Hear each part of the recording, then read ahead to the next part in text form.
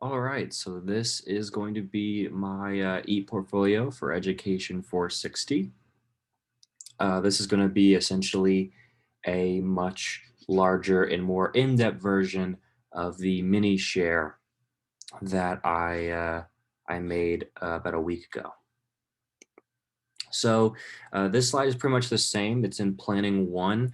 I chose this one to be my most growth in the mini share as well as this one. Mainly because in terms of the dimension of knowledge of students, I felt like I really got to know my students over the time that I was with them. I was really able to get to know them. This was my first time really being in the classroom and in the classroom environment. So I was able to really get to know them. I was able to get to know them on a more social emotional level. I was able to understand their level of learning, the achievement levels that they reach.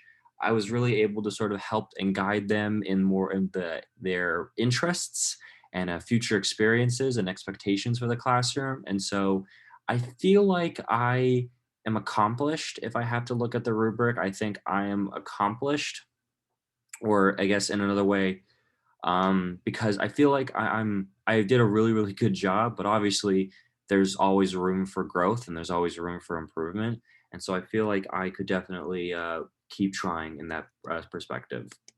The evidence I have is that in my PowerPoints, this one, for example, I'm very informal and very casual in the way I would make and create my PowerPoint. So that way, the students didn't feel like it was a lecture. They felt like it was more of a friendly discussion, and it was a lot more. It was a lot easier on each student. I had very simplified wording, as you can see.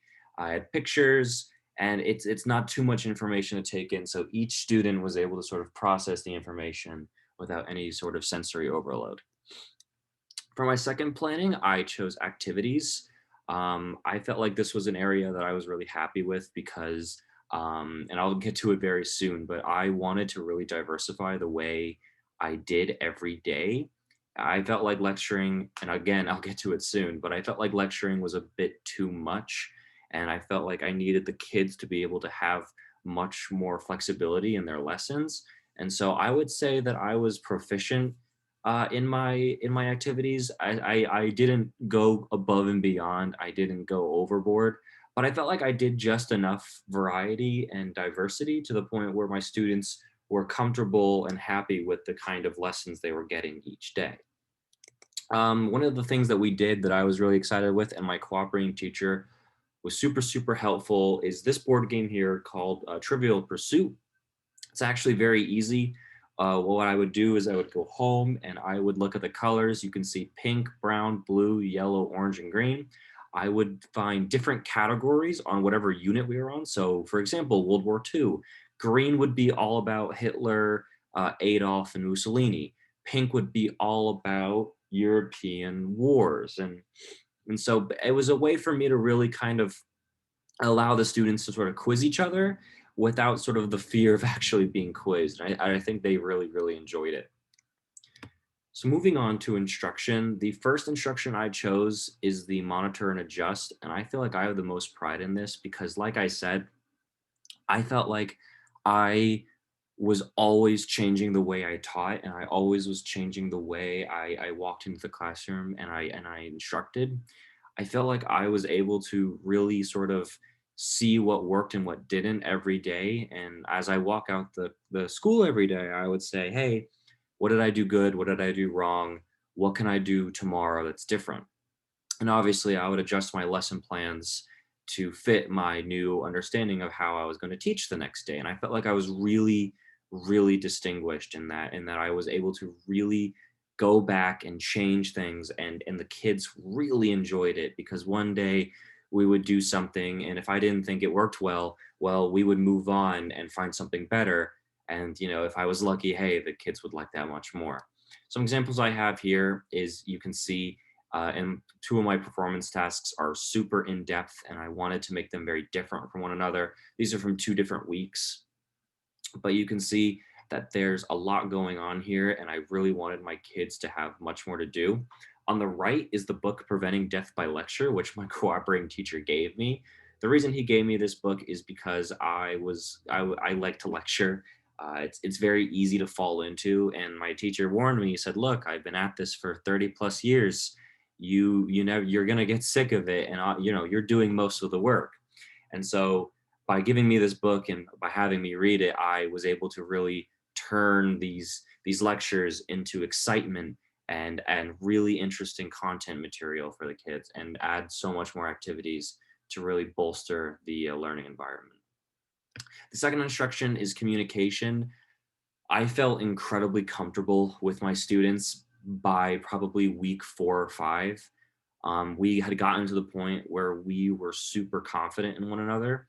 My students were very, very open to tell me things about their lives, about what they're learning in other classes. And we were really able to go into class together and move through lessons with a lot of dialogue and conversation. Um, before I move on, I feel like I'm really accomplished in this category. Again, there's room for improvement, but I feel like I was really able to walk in and control the room and really make each student feel comfortable with my presence. I wasn't just some weird, student teacher in the room. I was their teacher. And luckily for me, and it warms my heart to say this, but my kids really did think of me as their teacher in those 9 weeks I was there with them. Here is my here's more of an academic look at my communication with my students. Um, some of the things I would say in terms of like actual like instruction would be like, "You're on the right track. Let's expand upon that. Why do you think that?" Basic ways for me to encourage the way the students thought, but also to extend the conversation more so that we dive deeper into whatever unit or lesson we're currently at. My third instruction is content knowledge and expertise.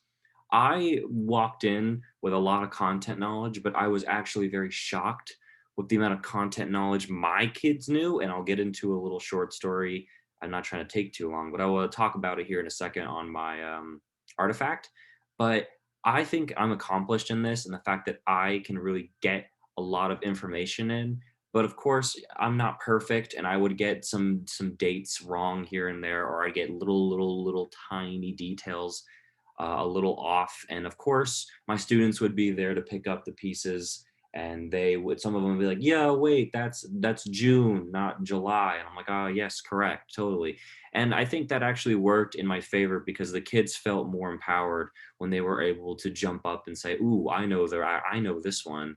And so I think that, I'm accomplished, but there's definitely room to grow there.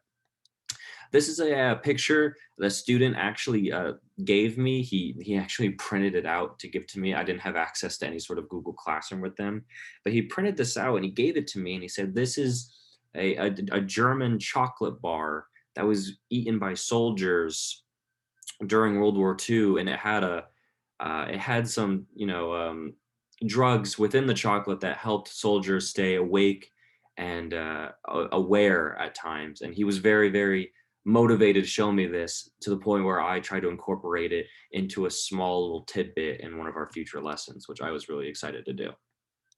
Moving on to learning, I chose classroom culture as my most desire to grow area. I feel like I'm proficient in this, and it's because um, I mean, it's not like we would get off track, but I felt like there was a lot of like, it was very, very casual to a point where I felt like maybe I needed to sort of have a bit more authority in the room, to a point where I could control them a little better. They weren't bad at all. My students were very, very well behaved and very, very good. I just felt like I didn't get to know all of them that well. I think by the end of the time I was with them, there were two students I hadn't really gotten to know and sort of work with yet. And so I feel like in the future, I'm going to need to be able to understand each of my students. That way I can better help them. But again, this was my first time teaching in a real classroom, so I think I definitely have more space to go. And I think that I did good for my first time. This is actually an example I have of some of the classroom culture and how these kids worked. So I did two tests. One was a World War One test, and one was a World War Two test. The first test on the left here, you can see A, B, and C. Those are my students that were more engaged with me and more talkative to me. And the X, Y, and Z on the right are my students that weren't very engaged and hadn't really reached out to all that much yet. Luckily, in test two, I don't have the examples in this e-portfolio, but the grades on the right side go way, way up. And so even the grades on the left side begin to rise. So I was very, very happy knowing that the more students I got to know, the better their grades were. And I felt like there was a big connection between the two. For my learning two, I chose managing student behavior. I think I was an accomplished in this. My kids were so respectful, and I think that anytime we needed to get back on track, they were very, very willing and listening. They were always ready to keep going, and there was nothing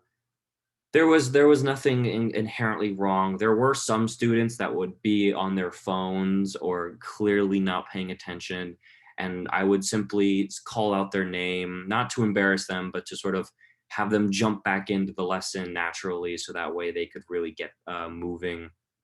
And so again, I need to work on this, and I feel like it's something that I definitely have room to grow in. But I was really happy with the way I was able to manage overall student behavior.